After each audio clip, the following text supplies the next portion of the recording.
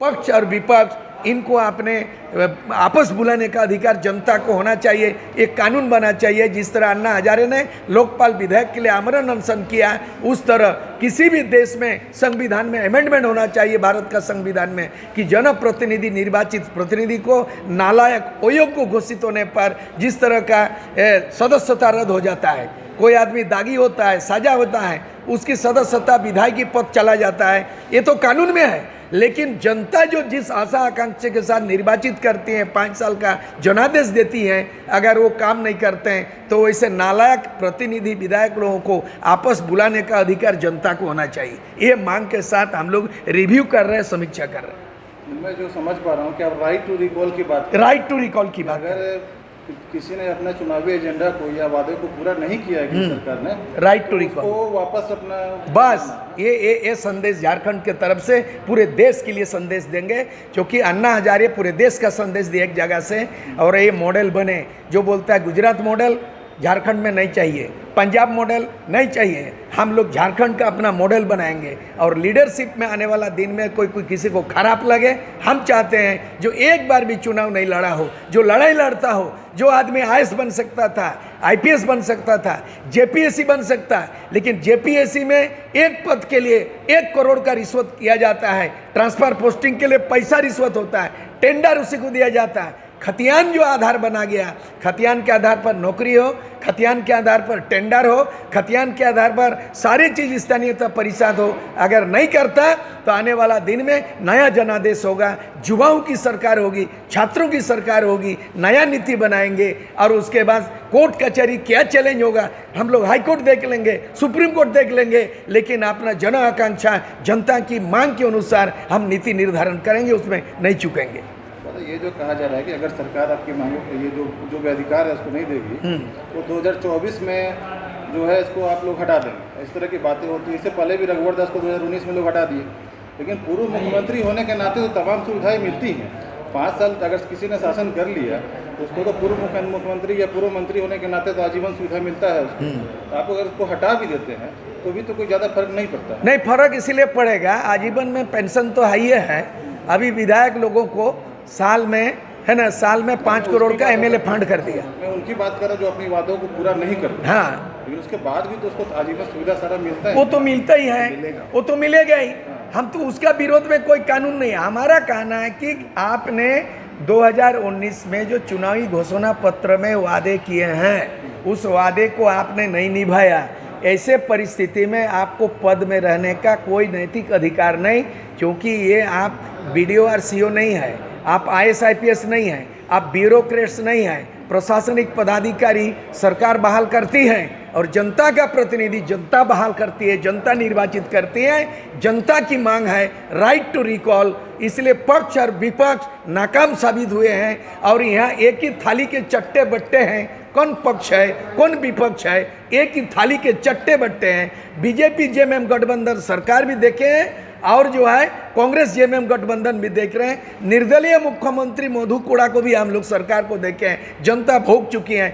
आप सबको रिजेक्ट करना है और नौजवान को सिलेक्ट करना है, और नौजवान को इलेक्ट करना है। उसको रिजेक्ट करना है पुरानों को, नौजवान को सिलेक्ट करना है और आने वाला दिन में इलेक्ट करना है। 2024 का इंतजार नहीं करेंगे। डॉक्टर राम मनोहर लोहिया कहा था कि 5 साल जिंदा कौम 5 साल तक इंतजार नहीं करते हैं। 2.5 साल बीत गया, कोई नीति निर्धारण नहीं हुआ, इसलिए और 2.5 साल इंतजार नहीं करेंगे।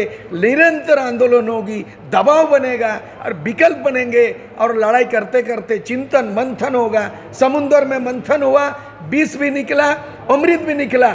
इस लड़ाई में नेतृत्व पैदा होगा, नीति पैदा होंगे, और यही मार्गदर्शन होगा। सत्ता का परिवर्तन होगा, व्यवस्था परिवर्तन होगा। 22 वर्षों में झारखंड का तस्वीर नहीं बदली, झारखंडियों का तकदीर नहीं बदली। आप बदलेंगे तो संपूर्ण क्रांति होगा, और बदलेंगे तो संपूर्ण बदलेंगे। सत्र चला, 25 फरवरी से लेके 25 मार्च तक चला, 1 महीना का पूरा सत्र चला। अंतिम दिन जो है ना, उसके दरमियान ही विधानसभा घेराव का विभिन्न संगठनों द्वारा विधानसभा घेराव कार्यक्रम भी हुआ और सफल हुआ। जनसैलाब उमड़ पड़ा, सब कुछ हुआ।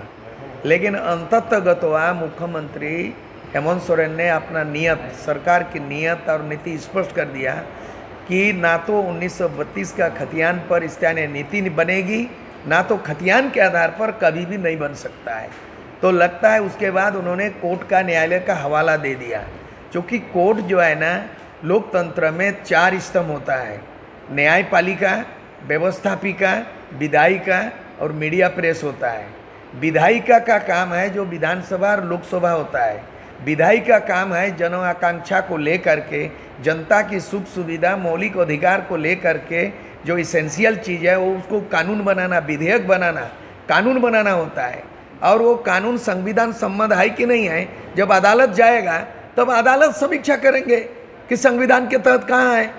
क्या हमारे वर्तमान मुख्यमंत्री को मालूम नहीं है कि संविधान के आर्टिकल 63 में प्रोविजन है कि किसी भी राज्य के लिए संसद स्थानीय नीति बना सकती है?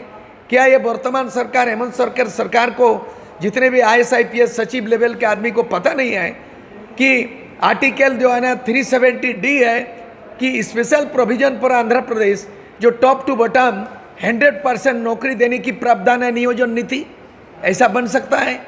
क्या ये मालूम नहीं है झारखंड वर्तमान सरकार को कि विधानसभा के अंदर में माननीय विधायकों को अंग्रेजी और हिंदी के अलावे मातृभाषा में अपना अभिव्यक्ति कर सकता, बहस में हिस्सा ले सका? लेकिन 22 वर्षों के अंदर में 11 बार सरकार बनी, लेकिन 5 बार चुनाव हुआ, किसी ने मातृभाषा में, मातृभूमि का लाज नहीं रखा, मातृभाषा में बात नहीं रखा। और दूसरी बात है, the medium of instruction should be mother tongue in primary level. There is a provision in our Indian constitution article 350A कि मातृभाषा में प्राथमिक शिक्षा अनिवार्य है। भारत देश में 29 राज्य है और 29 राज्यों के अंदर में गिने चुने बिहार हुआ, उत्तर प्रदेश हुआ, झारखंड हुआ, गिने चुने राज्यों में हिंदी है, हिंदी राज है। बंगाल हिंदी राज नहीं है, बांग्ला से राज है। उड़ीसा उड़िया में है, पंजाब में गुरुबाणी है, गुजरात में गुजराती है, महाराष्ट्र में मराठी है, तमिल है, तेलुगु है। झारखंड को क्यों हिंदू बना दिया? झारखंड के कोई झारखंडी आदिवासी मूलवासी का ये मातृभाषा हिंदी नहीं है, हिंदी राष्ट्रभाषा है, हिंदी का विरोध नहीं करते हैं। लेकिन आप आर्टिकल 350 का उल्लंघन क्यों करते हो? क्यों करते हो? तो ये सब मामला आप जो है ना, हम लोग आज जो बैठक कर रहे हैं, समीक्षात्मक बैठक है। 1 महीना का सत्र में कोई परिणाम नहीं निकला। 2 महीना के आंदोलन में केवल कोयलांचल में, धनबाद, बोकारो से मगही भाषा और भोजपुरी भाषा को हटा दिया, लेकिन संपूर्ण झारखंड में आज भी वो अध्यादेश, आज भी कानून लागू है। इसीलिए ये अगले क्या रूपरेखा होगा आंदोलन का, हम लोग चाहते हैं। जो इससे युवा शक्ति भी आए हैं, पुराने अनुभव नेता भी हैं, ये युवाओं का और पुराने अनुभवी लोगों का कैसे समन्वय होगा, वैचारिक समन्वय होगा और कॉमन प्लेटफॉर्म क्या बनेगा, आगे की रणनीति क्या होगी और उसके बाद जो है इस सरकार को कैसे दबाव देंगे। हम लोगों का अभी मांग शुरू से रहा है कि अब लगता है प्रस्ताव ऐसा आ रहा है, विचार आ रहा है कि मुख्यमंत्री गद्दी छोड़ो, यानी मुख्यमंत्री कुर्सी छोड़ो और पक्ष विपक्ष के लोग संविधान का 210 में अपनी मातृभाषा में सदन में बात नहीं रखने की विफलता के कारण नैतिकता के आधार, मोरल ग्राउंड पे उनको पद से इस्तीफा दे देना चाहिए। और जयप्रकाश नारायण ने एक विचार रखा था, लोकतंत्र के मर्यादा को रखा कि जनप्रतिनिधि जब बिकाऊ होता है, जो टिकाऊ नहीं होता है, जो अपने बातों को नहीं रख सकता है, जन आकांक्षा के विपरीत उसका आचरण हो जाता है, तो जनप्रतिनिधि को आपस बुलाने का अधिकार होना चाहिए। हमको लगता है जयप्रकाश नारायण एक विचारधारा है और लोहियाबाद विचारधारा है, मार्क्सवाद, लेनिनवाद, माओवाद, गांधीवाद सब विचारधारा है। झारखंड में एक नया चीज विचारधारा पनपेगा, वो 2 ठो बनेगा। एक है सामूहिक निर्णय, सामूहिक नेतृत्व, सामूहिक चिंतन। ये कॉन्सेप्ट लेके आगे चलेंगे, सबको लेके चलेंगे। और दूसरा